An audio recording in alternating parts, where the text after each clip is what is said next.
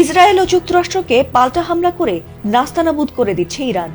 এই যুদ্ধে পারমাণবিক অস্ত্র ছাড়া সব ধরনের আধুনিক অস্ত্র ব্যবহার করেও ইরানকে কিছুতেই দমাতে পারছে না যুক্তরাষ্ট্র। ইরানকে দমাতে যখন পারমাণবিক অস্ত্র ব্যবহারের কথা ভাবছে ট্রাম্প, ঠিক সেই মুহূর্তে বিষয়টি জানা মাত্রই গর্জে ওঠেন কিম জং উন। তিনি জানালেন, ইরানের এ যুদ্ধে পারমাণবিক অস্ত্র ব্যবহার করা হলে তারা নিজেদের পারমাণবিক সক্ষমতা দেখাবে এবং আমেরিকাকে গুড়িয়ে দেবে। আর তার এই হুঙ্কারে অনেকটাই চাপের মুখে রয়েছে যুক্তরাষ্ট্র ও ইসরায়েল। এছাড়াও এক মিসাইলে শত্রু ধ্বংস হবে এমন মিসাইল সহায়তাও ইরানকে দিতে চেয়েছেন তিনি বলেও জানা গেছে।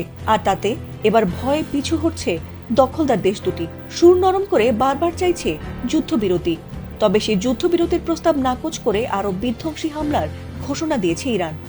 যুদ্ধের এই কঠিন পরিস্থিতিতে এবার ট্রাম্পকে কড়া হুঁশিয়ারি দিল উত্তর কোরিয়া। আমেরিকাকে শান্তি বিনষ্টকারী হিসেবে আখ্যা দিয়ে উত্তর কোরিয়ার প্রভাবশালী নেতা কিম জং উনের বোন কিম ইয়ো জং জানিয়েছেন, শত্রুদের কখনোই উত্তর কোরিয়ার ধৈর্য, ইচ্ছাশক্তি আর সক্ষমতাকে পরীক্ষা করার চেষ্টাও করা উচিত নয়। আর যদি সেই চেষ্টা করা হয় তাহলে সেটি তাদের জন্য অকল্পনীয়ভাবে ভয়াবহ পরিণতি ডেকে আনতে পারে। কিমের বোনের এমন হুঁশিয়ারিতে চমকে উঠছেন অনেকেই। অনেকেরই প্রশ্ন, এমন কড়া হুঁশিয়ারিকে কেবল ইরানের পক্ষ নিয়েই বলা হয়েছে? কেবল ইরানের পক্ষেই নয়, বরং দক্ষিণ কোরিয়ার সাথে মিলে যুক্তরাষ্ট্র নতুন করে সামরিক মহড়া চালাচ্ছে, যা উত্তর কোরিয়া তাদের দেশের জন্য হুমকি বলেই মনে করে। তাছাড়া চলমান যুদ্ধের মধ্যেই ট্রাম্পের দক্ষিণ কোরিয়ার সাথে মিলে এমন মহড়া দিতে চাওয়াটা কেবল নিজেদের জন্যই নয়, বরং বন্ধুদেশ ইরানের বিরুদ্ধে ব্যবহার করা হতে পারে বলে আশঙ্কা করছে উত্তর কোরিয়া। আর তাতেই গর্জে ওঠেন কিম।